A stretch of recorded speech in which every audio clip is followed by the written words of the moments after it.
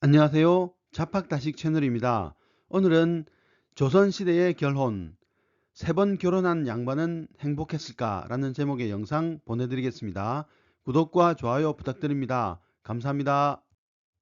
조선 후기 학자이며 관료였던 권상일은 세 번 혼인했습니다. 세 번이나 부인을 얻었으니 속된 말로 화장실 가서 혼자 웃었을까요? 권상일이 쓴 청대 일기를 보면 그런 것 같지는 않습니다. 첫 번째 부인의 사망 원인은 구토증세였습니다. 권상일과 부인은 임신이려니 생각했습니다. 그런데 구토증이 갑자기 심해지더니 결국 부인은 사망하고 말았습니다. 당시 부인의 나이 28살이었습니다. 둘 사이에 아들이 하나 있었으나 3살 때 잃고 말았습니다. 이 부부는 10년을 같이 살았으나 혈육 한 점 남기지 못했습니다. 내가 무슨 죄를 지어 이런 참혹한 일을 겪는지 모르겠다라고 권상일은 단식하고 있습니다. 뒤돌아 화장실에서 웃는 모습은 없었습니다.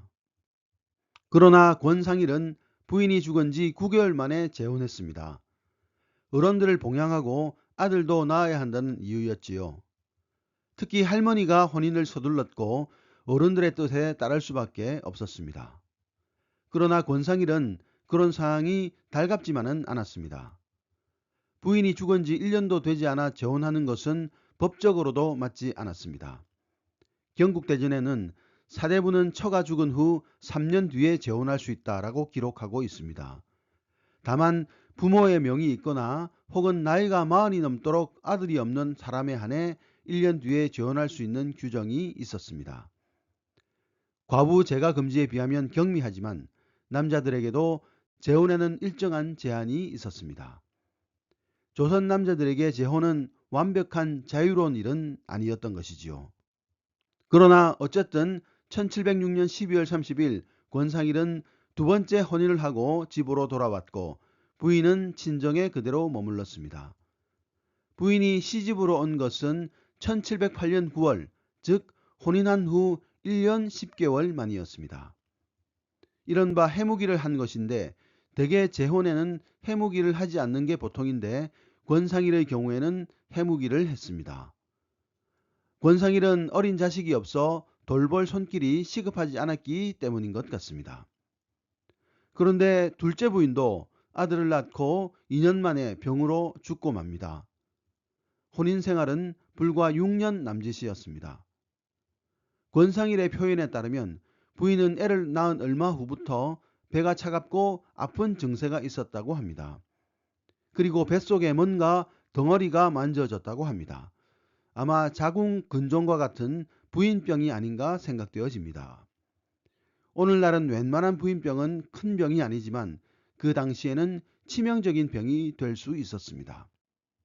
사실 이 시기 여자들이 일찍 죽은 이유는 출산 또는 출산 관련 후유증인 경우가 많았습니다. 대돌에 신을 벗어놓고 애 낳으러 방으로 들어가면서 내가 저 신발을 다시 신을 수 있을까 했다는 넋두리는 그냥 하는 말이 아니었습니다. 이런 상황이니 권상일은 노비가 애를 낳아도 주의를 다하였습니다. 며느리가 산고를 겪을 때는 집안의 제사까지도 약식으로 치렀습니다. 남자 양반들은 산전 산후 여러 병증이 산모의 죽음으로 이어지고 또 그것이 자신들의 재혼 원인이 될 수 있음을 잘 알고 있었습니다.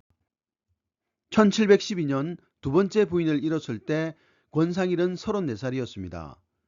양반 남자가 혼자 살기에는 애매한 나이였지요. 더구나 권상일에게는 두돌된 아들이 있었습니다. 삼혼이 불가피했고 1715년경에 세 번째 혼인을 한 것으로 보입니다. 그런데 1720년 그는 세 번째 부인의 첫 기제사를 지내고 있었습니다. 세 번째 부인마저 4, 5년 만에 죽은 것이었습니다. 권상일은 3번 혼인하고 3번 부인을 잃고 말았습니다. 이제 그는 40대 초반이 되었고 10살, 4살 두 아들이 있었습니다.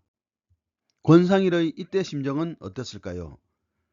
어린 아들이 있어서 여자의 손길이 필요한데 그래서 다시 혼인을 했을까요?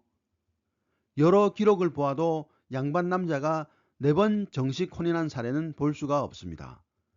역시 민망한 일로 여겼던 모양입니다. 권사기는 결국 소실, 즉 첩을 들였습니다. 소실에 대한 기록은 짧은데 첩에 대해서 길게 언급하고 싶지 않았던 것 같습니다. 훗날 권상일은 자신의 일들을 재앙이라고 표현했습니다. 예나 지금이나 결혼은 에너지가 많이 드는 일입니다. 상대를 선택하고 나 자신도 선택되어야 하기 때문이지요. 그런데 그 과정을 반복하는 게 즐겁기만 한 일이었을까요? 어쩌면 이것은 남자들에게 하나의 제약이었을지도 모릅니다. 원하지 않아도 집안을 이어야 하기 때문에 재혼해야 할 경우가 많았으니 말입니다. 조선의 양반 남자들에게 재혼이 반드시 즐거운 일만은 아니었던 것으로 보입니다. 오늘의 참고도서는 조선의 가족 1000개의 표정이라는 책이었습니다. 감사합니다.